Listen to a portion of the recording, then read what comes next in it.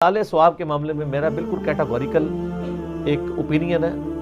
لاکھوں لوگوں نے یوٹیوب پہ میری ویڈیو دیکھی ہے. مسئلہ نمبر 74. آپ حلال ثواب لکھیں یوٹیوب پہ, ٹاپ آف لسٹ میری وہ ویڈیو کھل جائے گی. اس میں نے ساری چیزیں بتائی ہیں.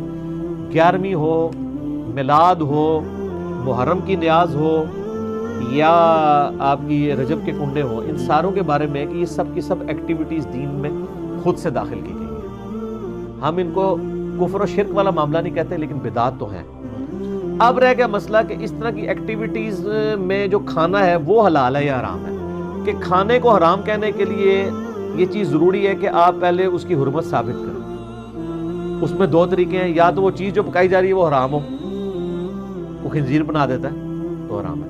یا چیز تو پاک تھی لیکن اس کے ذبح کے وقت زبر کے ساتھ غیر اللہ کا نام لیا گیا تو وہ پھر بھی حرام ہو جائے گی. تیسرا مسئلہ ہے تقرب والا. تقرب میں اب 2 طرح کے آپشن ہیں. ایک تقرب یہ ہے کہ کوئی شخص یہ کہتا ہے کہ میں فلاں بزرگ کے ایصال ثواب کے لیے کر رہا ہوں, حضرت حسین علیہ السلام کو ثواب پہنچے, ایک میری طرف سے ہدیہ.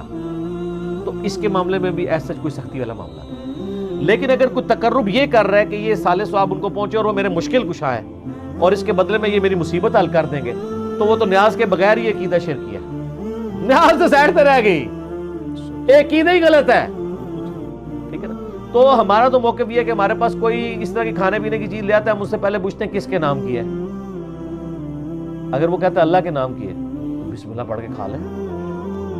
اگر وہ کہتا ہے یہ فلاں بزرگ کی ہے تو اسے پوچھیں یہ بزرگ کے نام سے مراد آپ کیا لے رہے ہیں؟ کیا ان کی رضا کی خاطر ہے, ان کے نام کا ذبح ہے؟ تو سر یہ کوئی بھی نہیں آپ کو کہے گا. کوئی جاہل کہہ دے تو کہہ دے, وہ کہے گا نہیں اللہ کا نام دیا, ثواب پہنچانا ہے انہوں نے. اچھا جی, پھر زیادہ وہم نکالنا ہے تو آپ پوچھ لیں کہ ثواب پہنچا کے کڈنا کہ جی تسی باقی کھانا نہیں کھانا تے, جی کھانا کھانا تے اتنے تک ہی سوال رکھو, زیادہ غلوف نہ کریں آپ. کیونکہ غلوف کریں گے نا تو معاملات بگڑیں گے. اور یہ میں آپ کو اپنی طرف سے نہیں بتا رہا. صحیح بخاری میں سیدہ عائشہ نے نبی علیہ السلام سے پوچھا یا رسول اللہ یہ کچھ نیو مسلم ہے, ہمیں نہیں پتا انہوں نے ذبیحہ صحیح کیا ہوا یا نہیں کیا, تو یہ جب کوئی اس طرح کی گفٹ لے کے آتے ہیں ہم کیا کریں؟ آپ بسم اللہ پڑھ کے کھا لیا کرو. اللہ آپ نے کہا کہ بلاؤ, آپ یہ بھی کہہ سکتے تھے حلف دلواؤ, یہ وہ وہم نکالا کہ مسلمان کا ذبیحہ ہے نا تو حسن ظن رکھو, زیادہ نٹی گریٹی میں نہ پڑھو. سبحان اللہ. ٹھیک ہے نا. مسلمان کا ذبیحہ ہے نا اس کے اوپر آپ کو وہم نہیں کرنا چاہیے اگر وہ مسلمان ہے.